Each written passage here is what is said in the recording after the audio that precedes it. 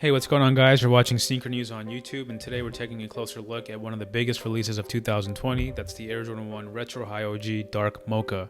Before we do that, just do us a quick favor. Please hit the subscribe button, and we'll get right into the shoes.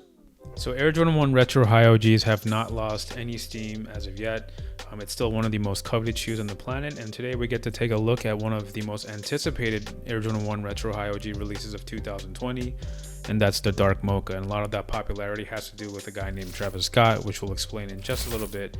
But before we get into that, we just want to go over the basics. The official release date is October 31st. That's Halloween in the US. And the retail price is $170. You can find these on Nike sneakers. Big box retailers, boutiques will have raffles, so be sure to check the store list links below in the description. So darker, earthier colors have been a little bit more popular with sneakers. A lot of it has to do with the fact that Travis Scott's collaborations with Jordan have been so widely popular, not just with Jordan, but also with Nike.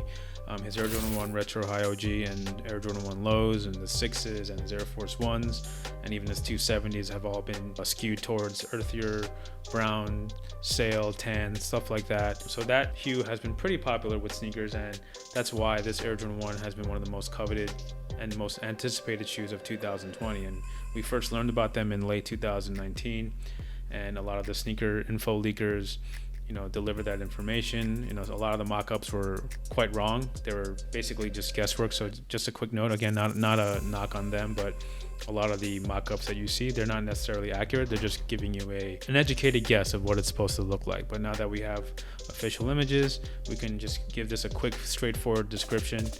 It does have a classic black toe look, meaning there's black leather at the toe mudguard and then the forefoot, as well as the lace collar. There's a classic white leather at the toe box, the mid panel, and the ankle, and the brown is pretty much evident only on the heel and the ankle collar. So this is more of a black toe style color blocking, meaning it's kind of mimicking that original Air Jordan 1 colorway. They just did a quick colorway swap, and hey, if Jordan Brand wants to just do these with every color, I'm pretty sure everybody will eat them up, and there's no mystery why, because it's just one of the cleanest color blockings ever, especially on an Air Jordan 1. So just looking at these in hand, again, these speak directly to one of the hottest trends in terms of colorways. People are really looking towards those darker, moodier tones.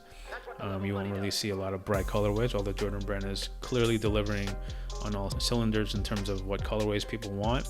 But yeah, these are kind of like the poor man Travises. We don't want to call these poor man Travises because we feel that these are going to do really, really well on the resale market. These are going to sell out immediately. And that's really no mystery for Air Jordan 1s, but this one in particular, just because it's that simple leather construction, it has that nice soft suede at the heel, and it's like a hardened suede. It's not like a hairy suede. You don't really see that in Air Jordan 1s anyway, but these are going to disappear really, really quickly. So for those of you who have made up your mind, that there's going to be raffles involved and all that. But yeah, these are just basically a hit of red short from being like a true, like a reverse or un-Travis colorway, you know what I mean? It's a clean mix. You can't really go wrong with these. So there's not really much more to say about Air Jordan 1s at this point, except for you either like them or you don't, and at this point you probably do. So again, October 31st, $170, clean mix of sail, dark mocha, and black.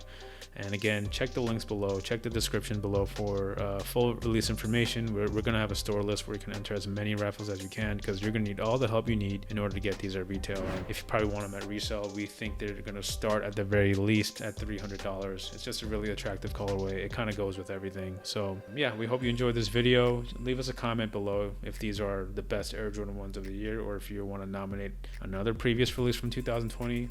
We'd like to hear your thoughts. So again, thanks for watching. Please hit that subscribe button, and we'll catch you in the next vid.